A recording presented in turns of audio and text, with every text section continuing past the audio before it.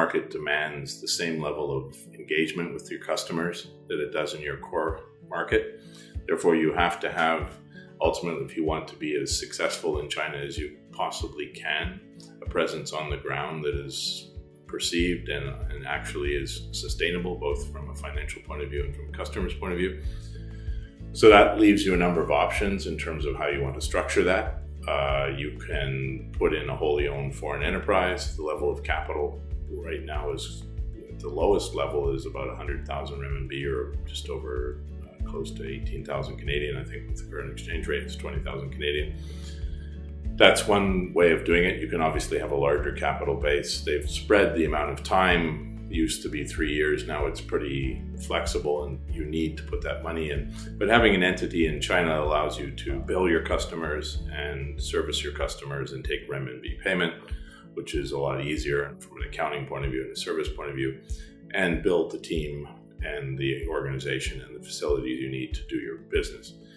The traditional structure, which I think was the joint venture where you had a Chinese partner with some equity share, is still worth considering for the right industry, especially larger companies where there may be a sectoral restriction on ownership in terms of percentage. So that includes broadcasting, financial services, education, where you actually need a partner still.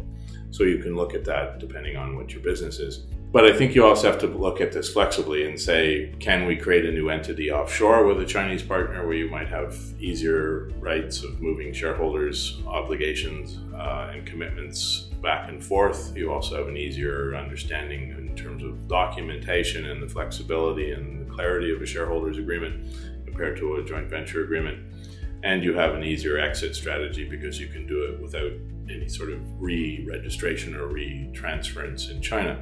So that's if you need a Chinese partner. The third option is to look at, and there was an interesting deal done in Canada recently where they embarked on this basis where Harbour Air in Vancouver sold 25% of their company to a Chinese partner because they're about to expand dramatically and they needed the management support and they needed the commitment of a partner in China to bring in Canadian airplanes to start doing small regional routes with the Twin Otter, I think it is.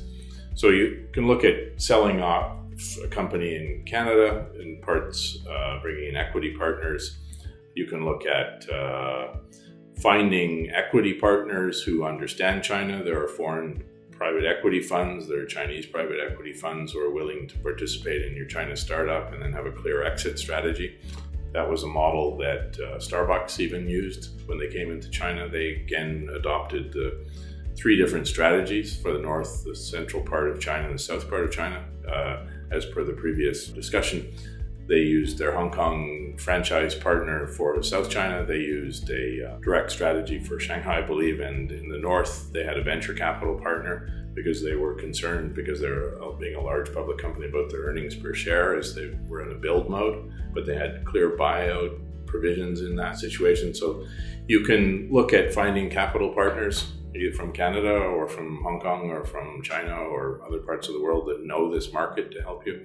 So I think you have to step back and look at what your structural options are. You can obviously just set up a rep office and coordinate marketing and sales, depending on if you're running a distribution network through partners, where you just might have your own personnel on the ground who are there to provide technical support or sales support or do the branding side. That's a relatively cheap operation to set up. It's just the cost of your staff and renting an office.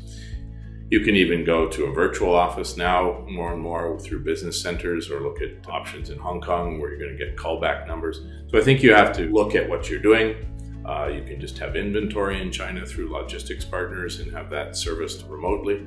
So the same options that exist to service your customers, perhaps even in a western part of Canada, if you're based in the eastern part of Canada, in terms of virtual presence, is also an option.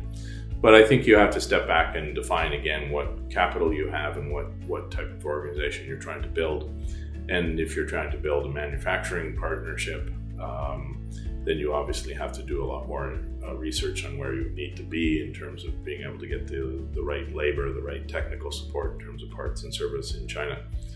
So all of these things come together, and I think there are a variety of options, but from our perspective, again, we like to look at the company and what they're doing and who they are and where they want to go, and then come up with working with their counsel, both Western and Chinese counsel, to get into the market. We think that you should keep your Western counsel that you use in Canada as part of the equation, because they understand you and they understand the business. And if they don't have a China presence, then you can either hire foreign counsel from Canada who have China presence through a number of Canadian law firms or international law firms, or you can work with some good Chinese counsel.